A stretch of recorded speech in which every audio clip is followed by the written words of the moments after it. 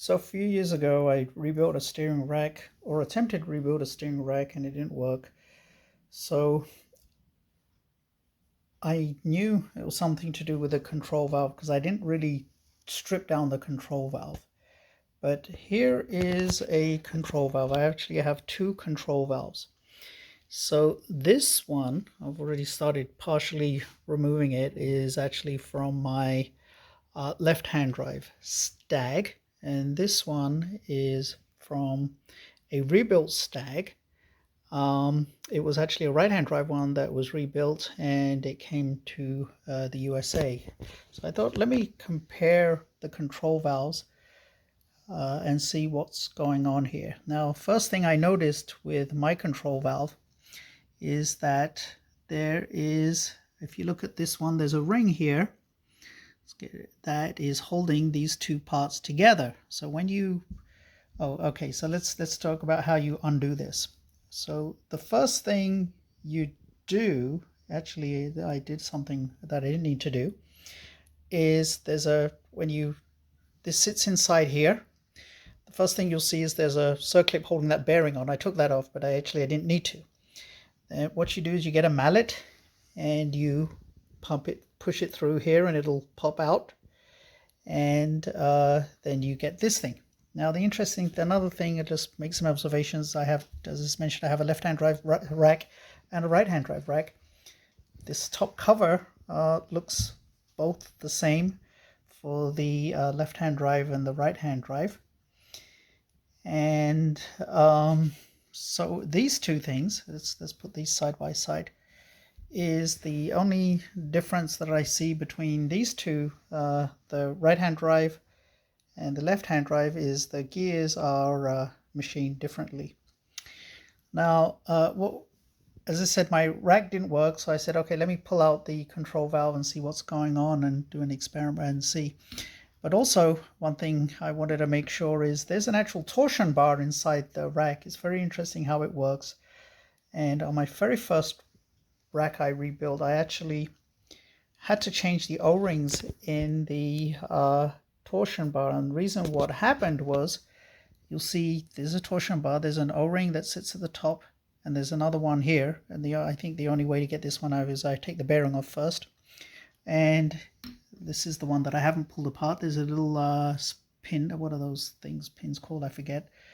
I just push it out and you can separate the top half. Let me take this off.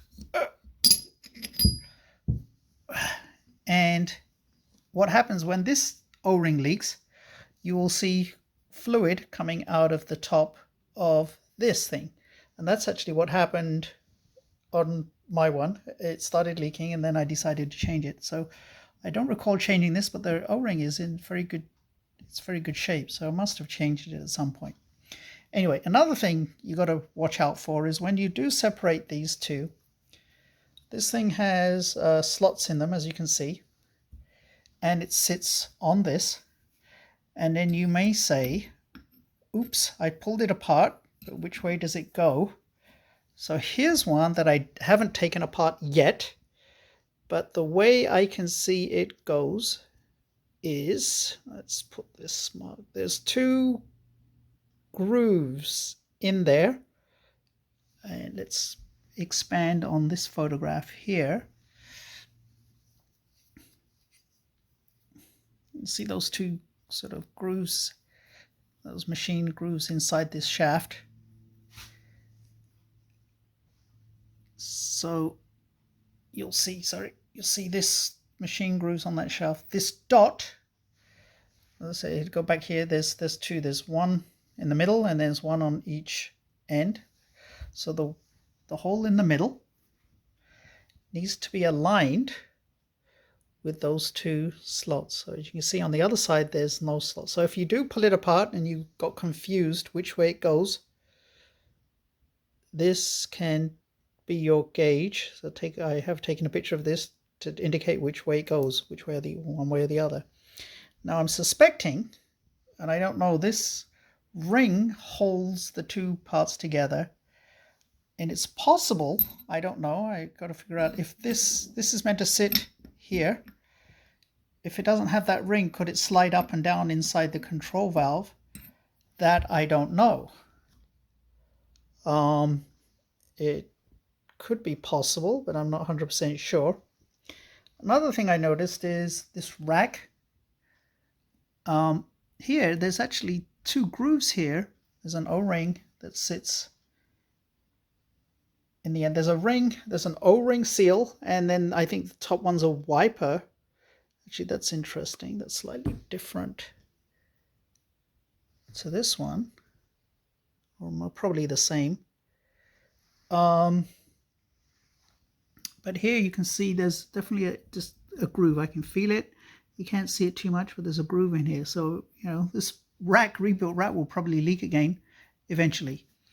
This one looks okay. This is my left-hand drive one. Now, I don't think there's a difference between these parts. The only difference between this control valve is this. So if you have an old steering rack you don't want, you're going to toss out, I'll be happy to take the control valve off you, at least parts of it, so maybe I can use it. Also, if you have this ring, the snap ring or whatever they hold this in together, I'll be interested in taking that off you. Also, another thing I need to investigate is there's a hole there, but I don't know if anything goes in there. I'll have to, take this one apart, which I'll do later, and compare the two. So this is so far what I've done, and I'll probably post this video and then for people to see. Then I'll post a part 2 or part 3 later on. Or I may eventually just glue them all together and make one video, but if you can hold off your comments, that'll be great, because I may delete it and then just create one video later.